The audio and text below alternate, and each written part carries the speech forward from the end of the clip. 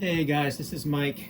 So I just wanted to give you a product overview of my latest Atari 5200 arcade stick.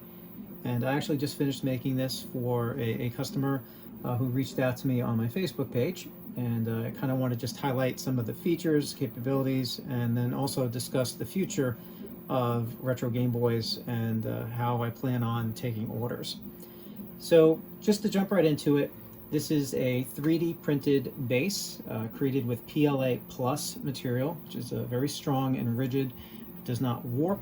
I've actually printed this one probably a few weeks ago just to also let it sit within room temperature and the standard humidity, and it assembled beautifully.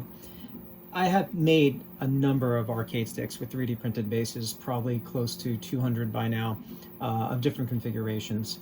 And all the customers have been happy, so you shouldn't have any fear in the use of 3D printing technology to create anything like this. A couple other things I do want to mention. This is a Atari 5200 configuration.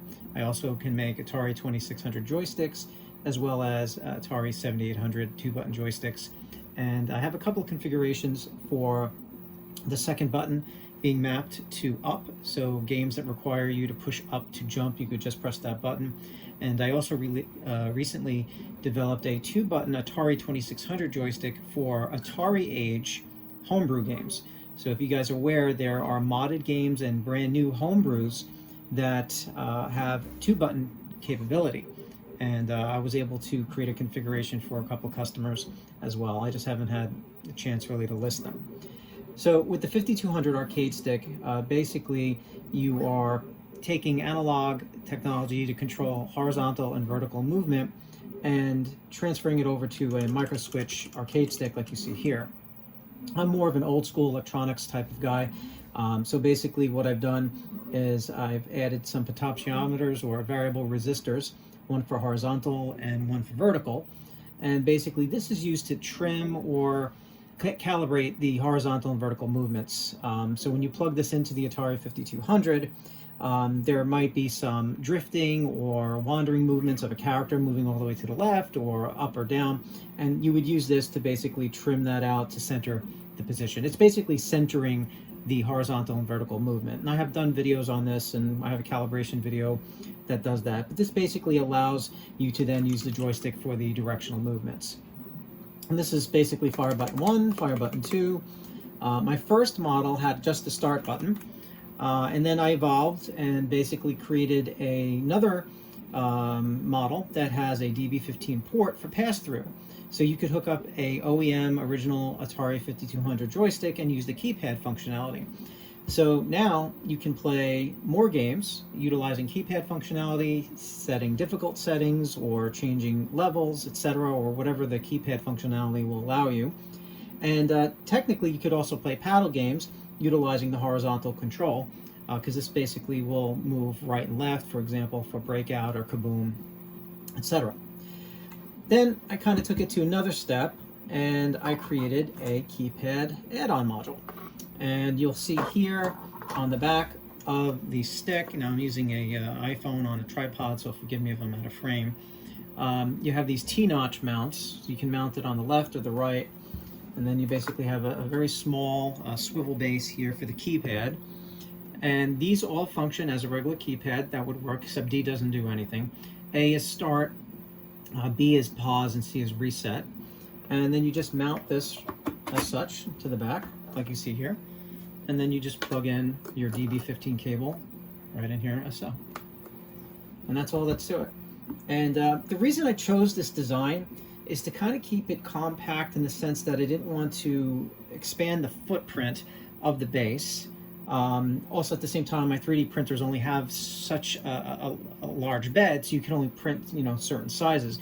But this also made it modularized, if you will, and it also kind of gave it, a different look. It's actually kind of cool. It's like a command center, I call it. You can actually put it on your lap and use your keypad functionality and play your games. It just also gives it a nice, unique look and feel. I really do like it, and I kind of field tested a few of the designs with some of my members on the Facebook page, and they liked it. Customization, technically, as many colors that exist, you know, I could do anything.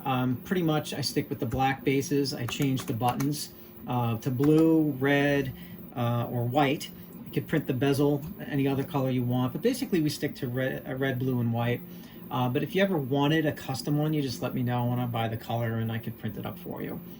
This start button, I keep this here because if you don't choose the keypad module, you can still play a number of games. So for example, if somebody buys this and they still want to play a game and they don't want to plug in a keypad module, you can still hit this to start the game. And there's a large number of games you can play just by simply hitting the start button.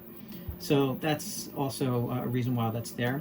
And people think, oh, I'll accidentally hit this. Actually, a lot of people said that. They think they would, but when they start using it, they realize they don't. They put it on their tabletop, or they can put it on their lap, and it's fine. Okay, so that is a overview of the Atari 5200 arcade stick with optional keypad add-on module. Now, the future of RetroGameboyz right now, I'm just going to bring this up here. You can see that is a home page. That's actually using Shopify. And I'm customizing that and slowly bringing over my eBay inventory over to this, simply because I'm just going to be frank, I don't like eBay. I don't like the constraints they put on sellers. The process actually has been giving me a lot of anxiety and interrupting my personal life because I want to make my customers happy, but at the same time I have to get these out with these timetables, and then people just, you know, many people are very understanding, but then some people aren't, and then you can risk getting negative feedback and all this other stuff I just don't want to go into.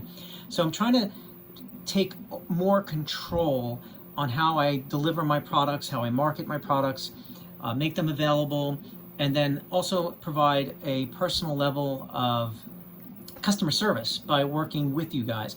eBay doesn't allow that with their archaic messaging system. It is ridiculous. And I'm trying to really introduce another level of personal service. And you can see here there's a message icon. You can click this. It'll bring you directly to Facebook Messenger, and you can communicate with me. And it'll allow me to build these for you in the time frame that I could fit into my personal life, which is great. Instead of just feeling like I always got to get these orders out, and if I don't get them out in time, eBay's going to get mad at me, and the customers are going to get mad, you know, etc. I just don't want to deal with that anymore. Also, I can do another level of customization. For example, here, do you want the keypad add-on module? No, I don't. Do you want it in red?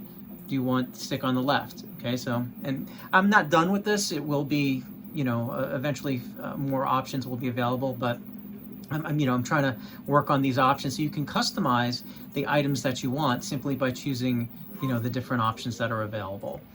So you'll see there's an all products button, and you can see our arcade sticks and control pads. I have all the different control pads. You'll also note, I don't have it on here, but I also am going to start making my Robotron dual D-pad controller, which I did have available earlier, but that's another item that takes time to build, and you know, there's more pieces involved than just trying to list something up on eBay.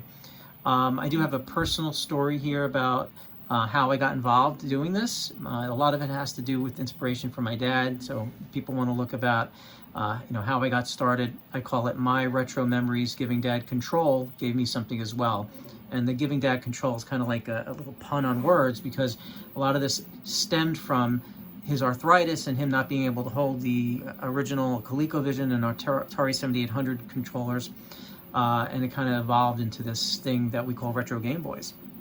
Okay, so that's all I wanted to share with you. Just give you a product overview and let you know the future of what's going on with RetroGameboyz.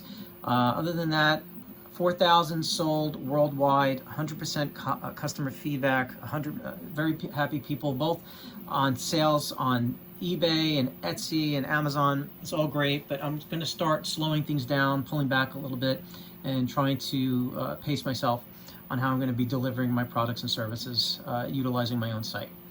Okay, guys, I appreciate you listening to me. Thank you for your time, and I hope to be able to speak with you for a particular controller project or one of the items that you might purchase from my store. Take care, everyone. Bye-bye.